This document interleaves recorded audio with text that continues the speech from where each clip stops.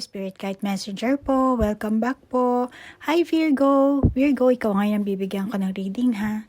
At ngayon, aalamin natin yung iyong true love. Yung iyong right person para sa iyo. Pero bago po yan, ang intention ko sa paggawa ng video ito, naway mabigyan ko po kayo ng kamalayan at ma-heal nyo po ang inyong mga sarili. Magkaroon kayo ng self-love. Okay? So, aalamin natin ngayon kung ano ang damdamin ng person na yun, yung true love mo or yung person na para sa'yo. At kailan ba ang inyong pagtatagpo, ano ang sitwasyon mo, energy mo, sitwasyon niya, energy niya, at ano ang mararamdaman niya kung magtatagpo kayo, past, present, future. Depende, baka yung iba sa inyo nagtagpo na kayo, past na, pero hindi nila namalayan, Alamin din natin yung katangian niya para meron kayong clue, At alamin din natin kung ano ang impression niya once na magtagpo kayo. Okay?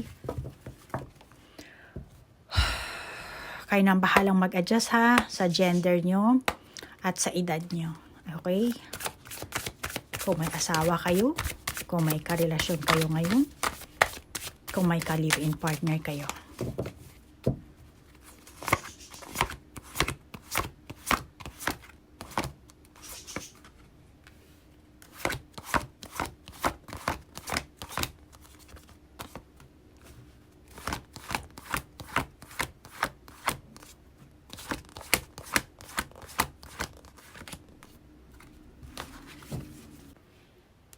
Diyan, nature's healing power, moments of gratitude, and creative expression at spirit guide. Additional lang tayo ng barahan natin, ha?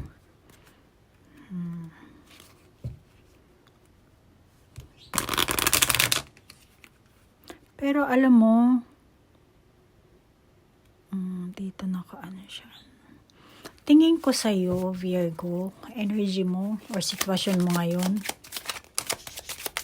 focus ka lang sa sarili mo, Lalo na pagdating sa trabaho, talagang focus ka lang. Gusto mo siguro na, ma-promote ka, tumaas ang ranggo mo, or kung may sa relasyon, sa love life mo, ganun din, focus na mas gumanda ang inyong samahan. Umaasa ka siguro yung iba sa inyo para meron ka sigurong nais mata mo dito, matagal mo na siguro itong inasam,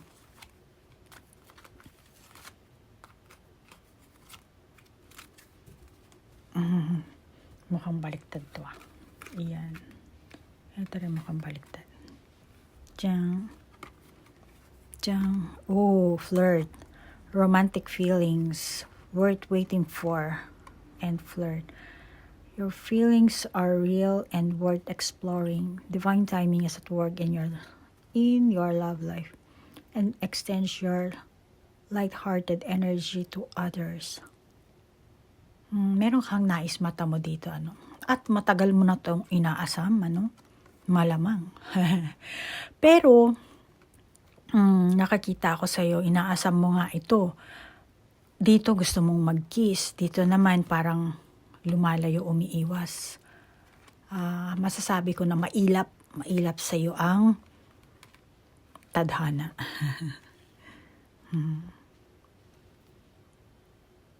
Nakakita ko kasi sa'yo dito ang pagiging dominante mo, Virgo. At baka yung iba sa inyo may bisyo, meron kayong bad habit, malamang, hindi lahat. Yung bad habit naman kasi, marami naman yan, Kayo na ang bahalang mag-adjust, Kasi pag ganyan sinabing bad habit, lalabas yung ego natin, lalabas yung pride natin, sasabihin natin hindi. For example, mahilig kang, ang bad habit kasi, masasabi mo negative na usapan, So, bad habit yan. Or, sigarilyo, bad habit din yan. Or, mahilig kang kumain. Kaya, tumaba ka siguro. Katulad ko. Pero hindi ako kumakain. Yung bisyo mong yan, malamang yan ang naging rason kung bakit nagiging mailap sa'yo. hindi itong person na to or yung tadhana mismo ang naging mailap. Ang energy mo kasi Virgo, tingin ko sa iyo, no? Hindi lahat sa inyo, pero nakakita ko na nagmamataas ka. Agresibo ka. Or malamang na naging agresibo ka. Dahil sa meron kang nais na mata mo, meron kang goal, nais na mapasa kamay, at malamang na hindi ka magpapaawat talaga hanggat hindi mo ito napapasa kamay. Hindi ka mag-give up, mangungulit ka. Yan ang nakakita ko sa iyo. At ang ugali mo, masasabi kong enerhiya mo, pabigla-bigla, padalos-dalos ka sa mga action mo, decision mo na binibitawan mo, at sa mga bagay na ginagawa mo rin. At if ever na may karelasyon ka ngayon, tingin ko sa'yo, ikaw ang nagkokontrol sa inyong samahan. Maring para sa'yo, iniisip mo na tama ang ginagawa mo. Yung pakiskis, yung ganyan, kung ano hinahangad mo. Pero, sa person mo, hindi niya. Ayaw niya.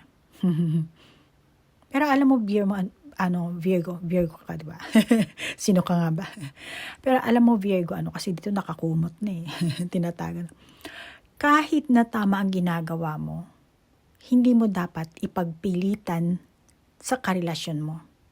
Or kung sino pa man, kung kanino mo ginagawa yan, Dahil, magkaiba kayo ng paniniwala, magkaiba kayo ng masasabi kong energy nung time na yan, or hindi lang, kahit hindi yung time na yan lang, magkaiba kayo ng paniniwala.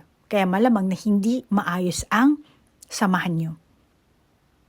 Lalo na kung ikaw ay ang Virgo na may asawa, may karelasyon, or kahit nasabihin mo pa, hindi pa kayo magkarelasyon, nanliligaw pa lang ako. Ganon din yun, pareho din yun.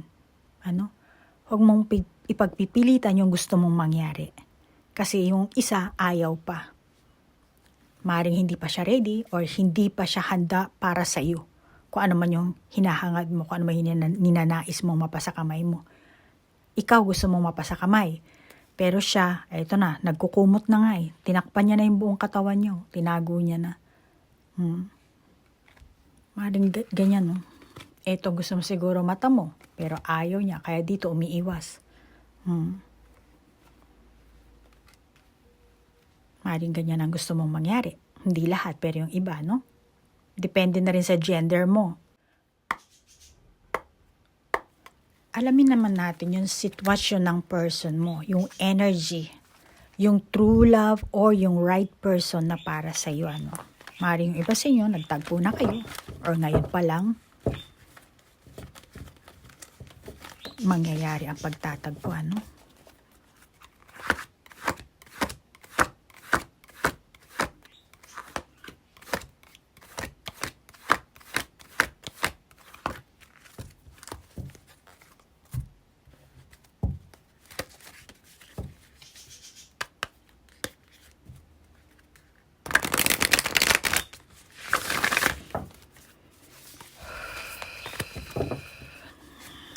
Oh.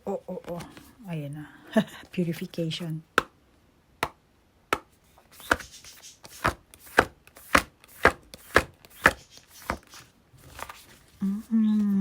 Sunflower to, diba? Wonders.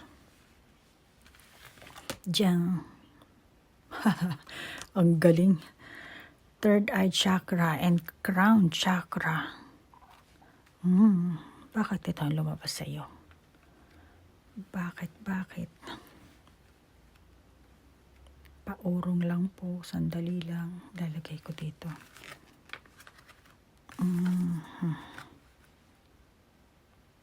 Kasi energy to ng true love mo.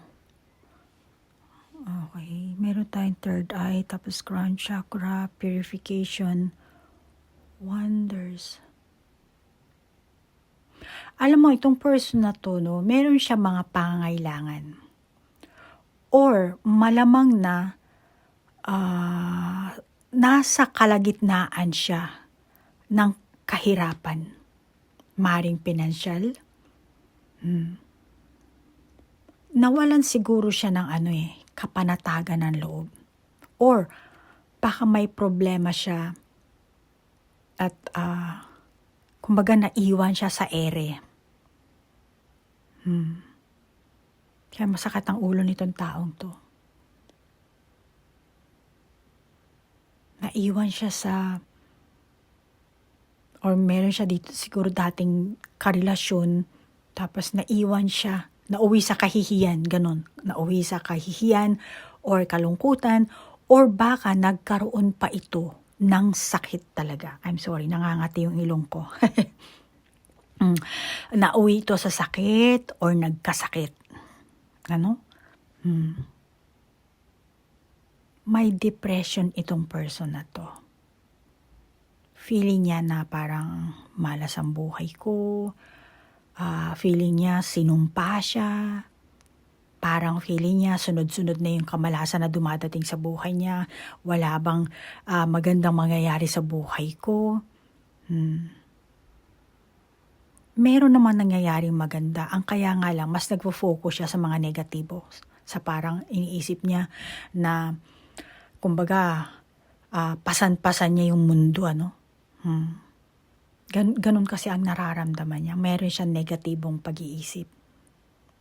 Mas nagpo-focus lang siya sa kamalasan. Hindi niya nakakita yung, maring konti lang siguro yung swerte na dumarating sa kanya, kaya hindi niya nararamdaman. Mas more on siya sa parang kamalasan.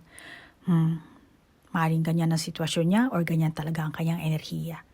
Kaya naisip niya na kailangan niyang maging matibay.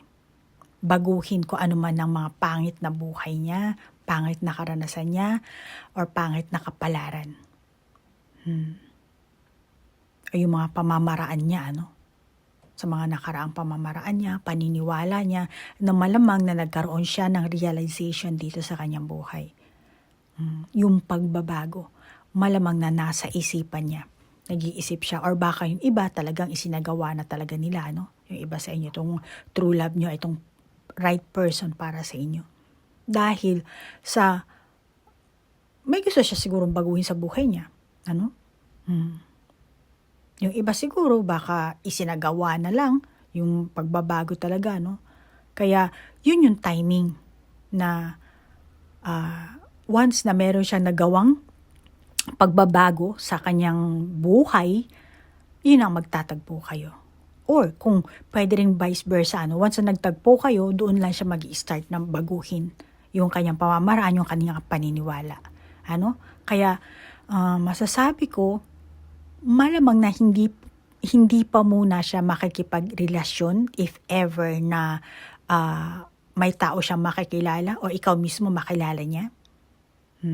Kung ikaw, may pagbabago magaganap sa kanya. Pero kung hindi naman ikaw, malamang na hindi siya papasok sa isang ang tawag dito, deep relationship. Ano lang siya, fling-fling muna siya. Kasi hindi pa naman totally naaalis sa puso't isipan niya yung depression niya, yung kalungkutan niya, ano? Kaya marami pang iniisip kasi ito sa mga nakaraan. Kaya hahayaan niya na lang yung sarili niya na magliwaliw, ano? Kahit na iniisip niya na, hindi, marami akong pasan ko ang mundo, kung ano man yan. Pero binabalak niya kasi baguhin yun. Kaya magliliwaliw siya. Pero hindi siya papasok sa isang malalim na relasyon. Yan ang nakakita ko sa kanya. Alamin natin kung kailan ang timing niya.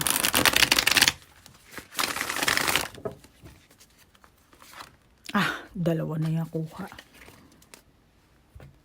Dito siya. Kailan ang timing ng pagtatagpo niya?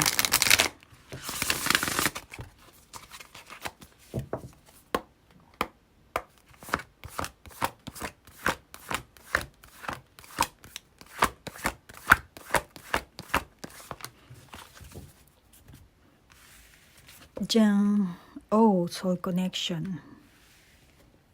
And Empress, the Empress, at saka the Queen of Swords na reverse, the Queen of Swords na reverse.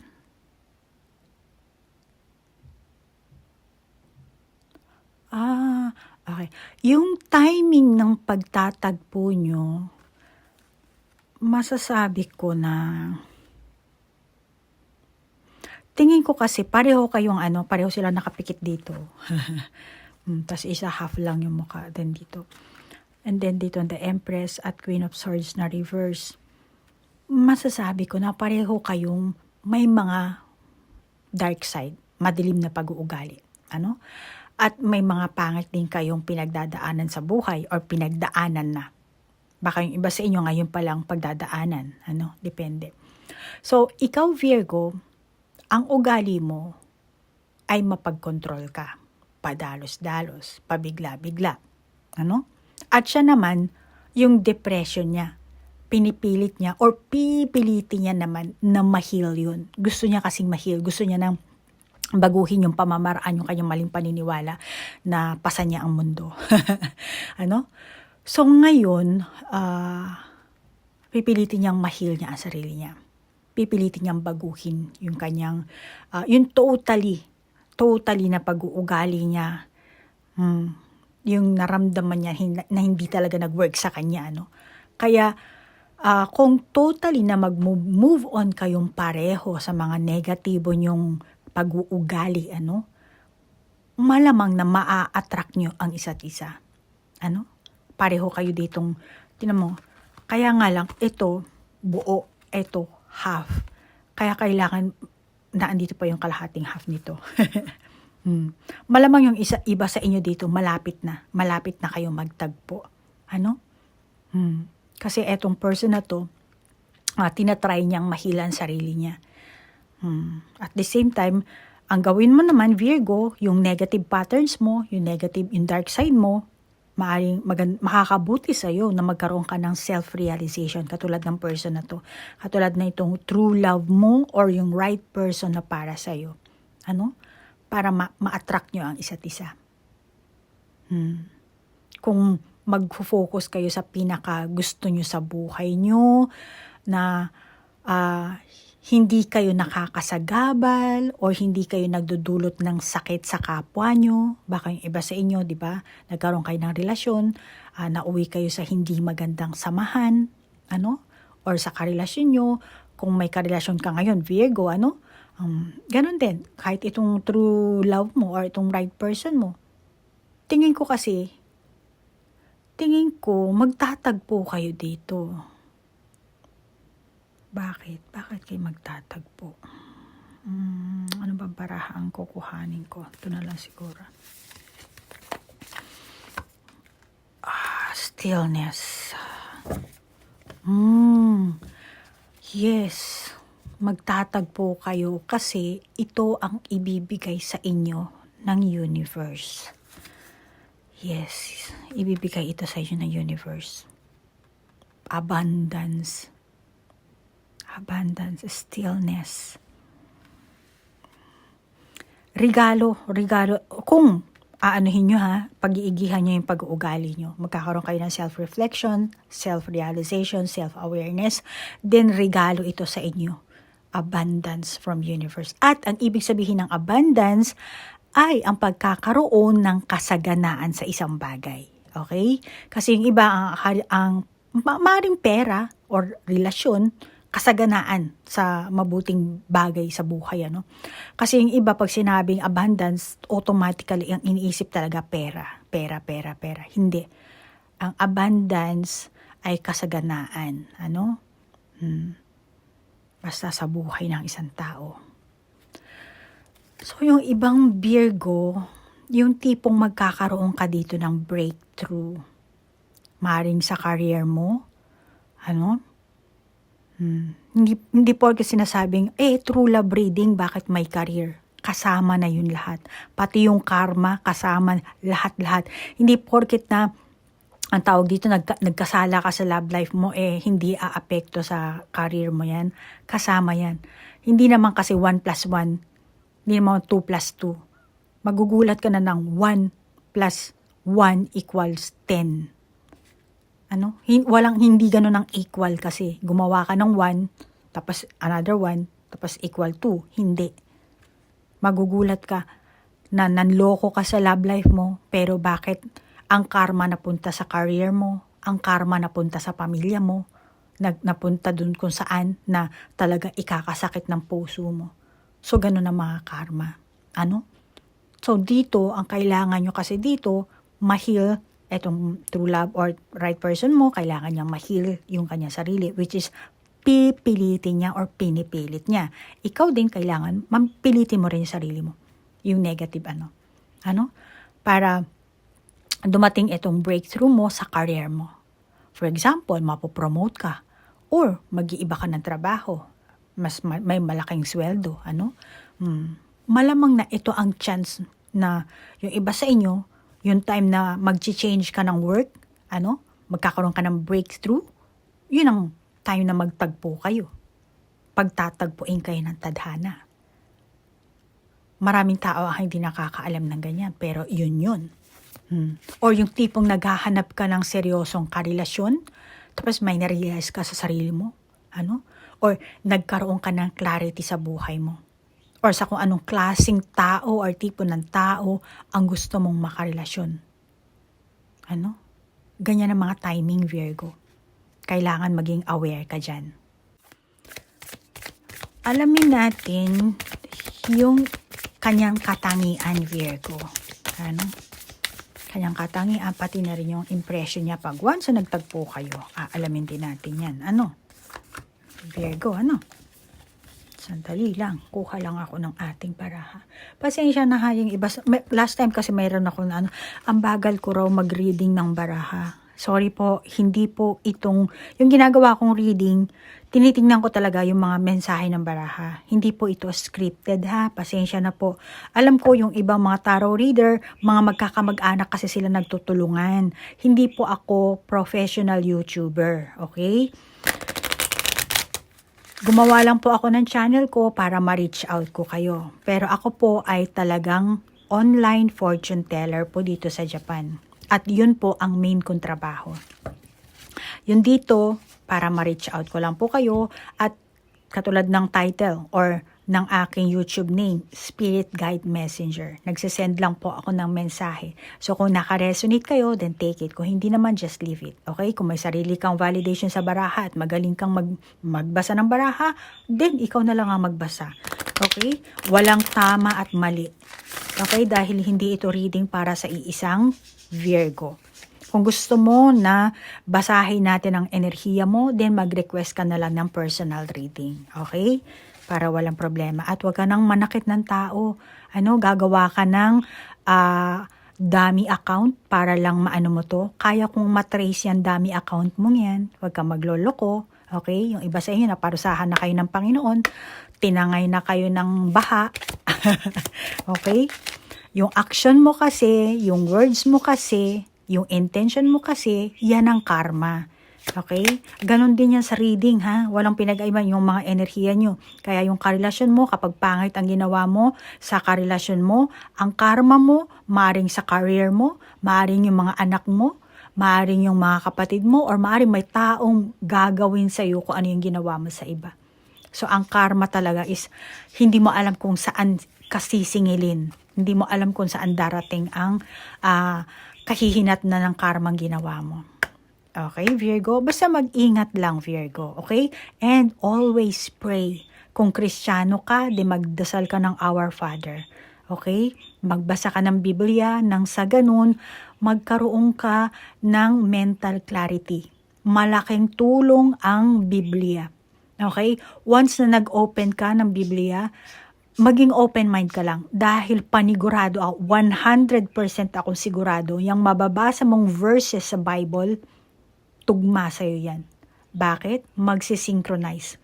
Lalo na kung mataas ang communication mo sa Panginoon. Bibigyan ka ng mensahe para ma-overcome mo yung mga negative feelings mo. Yung negative thoughts mo. Okay, Virgo? Hindi lahat ha, yung iba ha. Okay? So, alamin natin ang katangian ng iyong true love, yung right person na para sa'yo, para hindi ka na masugatan ang iyong puso. Malamang yung negative thoughts mo, yung negative habits mo, nanggagaling dyan dahil, syempre, sugatan ka. Kaya malamang gusto mo rin sugatan ng ibang tao na ando yung insecurities mo. Okay? Baliktad pareho. Ganito siya, ganito siya. Let it go. Let go of control issues. Allow the situation to unfold naturally and heart-to-heart conversation. Honestly discuss your feelings with each other. And illumination and action. See? Action. Lumabas ang action. Ano ang katangian ng person mo? Isa sa katangian niya ay may pagkatamad to, no? Alam mo ang pagkatamad, marami yan, ano? Masipag ka sa trabaho, pero pagdating naman sa bahay, hindi ka naghuhugas ng pinggan, hindi ka naglalaba, ano? Pero pagdating sa trabaho, talagang focus ka. So hindi pag sinabing tamad overall na, ano? So dito meron siyang ugaling pagkatamad, ano? Ang katamaran niya, hindi niya kasi alam sa sarili niya kung ano ba talaga ang hilig niya. Kaya nga tamad siya. At tamad siya mag-isip doon. Ano ba hilig niya? Ano ba inspirasyon niya? Ano ba ang nagbibigay sa kanya? Kung nasaan ba yung interest niya? Tamad siyang hanapin yun. Tamad siyang alamin yun. So, yan ang nakakita kong isa sa kanyang katangian. Maaaring siguro, kasama na rin niya sa pinagpipilitan niyang baguhin yung pamamaraan niya, yung paniniwala niya. Kasi nga, nakarealize na siya rito na parang abot-abot kamalasan na, no? Parang sinumpa na yung buhay niya, pasan niya ang mundo. So, malamang na dahil nga, meron siyang ganitong klaseng katangian, ano? Yung katamaran. Hindi niya alam kung ano hindi niya inaalam yung sarili niyang kakayahan. Tamad siya. So, in that way, tamad siya. Okay? Yung kanyang interest, hindi niya inaalam kung paano niya patataasin ang kanyang motivation. Kasi para sa kanya, mahirap lang siya. Ano? Laki lang ako sa mahirap. Or, masasabi ko, low skill. Graduate lang kasi ganito, or ganito lang kasi ang itsura ko, ganyan. Wala ako natapos, hindi ako gwapo, hindi ako maganda, andito lang ako, mahirap lang ako, ganyan. Sa madaling salita, mababa ang tingin niya sa kanyang sarili. Ganon din sa love life niya. Kasi nga, mababa. Tingin niya sa sarili niya,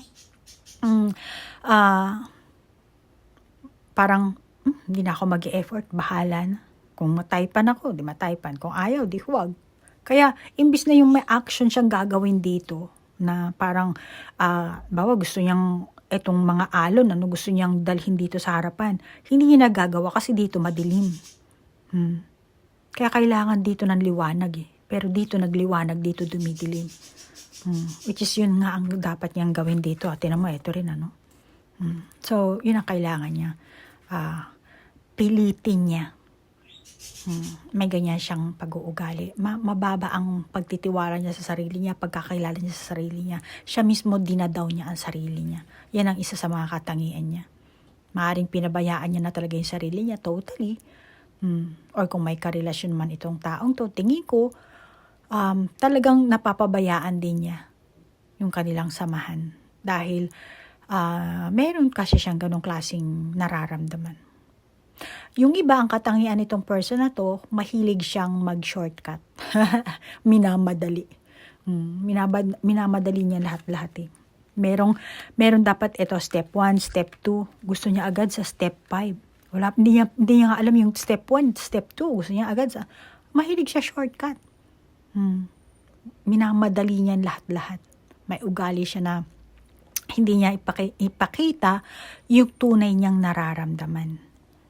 Kaya kailangan dito, heart-to-heart conversation. And kailangan syempre makontrol. Yung action niya, makontrol niya. Maaring shy siya, kaya ganun. Pero alam mo, nakakita ko rin dito sa barahang ito, yung impression niya sa'yo, if ever na magtagpo kayo.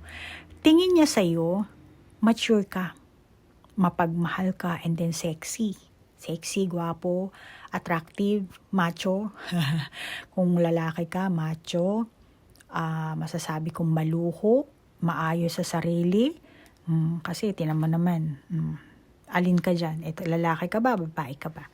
Ikaw na bahala kung anong gender ang meron ka dyan, Virgo, Pero, yan ang impression niya. Maayos ka sa sarili. Baka yung iba sa inyo, tingin niya sa'yo, or masasabi kong baka yung iba sa inyo nagkakilala na kayo, dito. Kung nagkakilala na kayo, and if ever magkakilala kayo, tapos magkaroon kayo ng face-to-face dito, masasabi ko na maaring sabihin niya sa'yo ng harapan. Harap-harapan. Or sa loob ng kanyang isipan, parang, uy, Virgo, ang dami mo namang anak. May anak ka pala. Single mom ka pala. Single dad ka pala. Marami ka pala na anak. Depende kung anong gender mo, Virgo. So, malamang itong true person mo or itong right person na para sa'yo, once na nagtagpo kayo, face to face, meron kayong kanya-kanyang haka-haka. Ngayon, eto ang nararamdaman niya. Depende kung ang person na to is lalaki, then sasabihin niya, uy, Virgo, marami ka palang anak. Kasi kung ikaw naman ito naman ang right person mo, sasabihin naman sa ay, meron ka palang tinatagong meron ka palang naanakan. Meron ka palang anak sa iba. Yun. So, yung mga ganyang klaseng kabigla-bigla. Ang dami palang anak. Marami ka palang naanakan. Sari-saring babae. Sari-saring. So, ang impression niya sa'yo, ganyan. Pero, at the same time, inaano niya rin naman na, mukhang maalaga ito, si Virgo. Mapagsuporta, masipag. Yung jar, inaano mo, binibit-bit mo sa balikat mo. Kaya, ayan na naman, may may ambulansya, pasensya, hindi na natin to, i-stop, So, tingin niya ito sa'yo, impression niya na maalaga ka, masuporta ka, masipag, mapagbigay. Lahat na lang siguro binibigay mo. Kaya, ayan. So, yan ang mga nakakita kong impression pag nagtagpo kayo.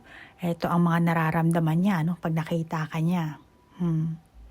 So, Virgo, hanggang dito na lang ang ating reading, At kung may validation ka talaga sa baraha, Virgo, ikaw na talaga ang mag-validate. Ang sa akin, ito lang ang nakita ko, So, kung naka-resonate ka, then take it. Kung hindi naman, just leave it. At nagpapasalamat ako sa inyong like, share, comment. At sa bago ko pong subscriber, thank you po. Sa mga cross-watcher, maraming salamat din po. Ay, pasensya na, Virgo, sa magre-request po ng Akashic reading at saka ng tarot reading sa hanggang September 18, fully booked na po ako. Everyday po yan. And dito sa akin channel naman po, every other 2 days ako nag-upload. 4 na zodiac sign ang ina-upload ko. Kaya kung interesado po kayo sa Akashic reading, ang Akashic reading kasi through meditation yan. So medyo siya, matagal kasi kailangan ko pa mag-meditate. Kailangan bigyan niyo ako ng time. And then sa tarot reading naman, mabilis po yan. Tarot card naman kasi hindi na kailangan ng meditation dyan. So basta kontakin niyo lang po ako. Pinapop up ko naman po ang aking Gmail address at ang aking Facebook account. Mag-chat lang po kayo. Mag-PM po kayo. Okay? And kung merong magka-cancel, doon ko kayo i-replace. Pero ipapaalam ko lang sa inyo, hanggang siguro September 18 or 20, fully booked na po ako. Okay? So maraming salamat, Virgo, sa oras na inilaan mo. Namaste po. Bye-bye.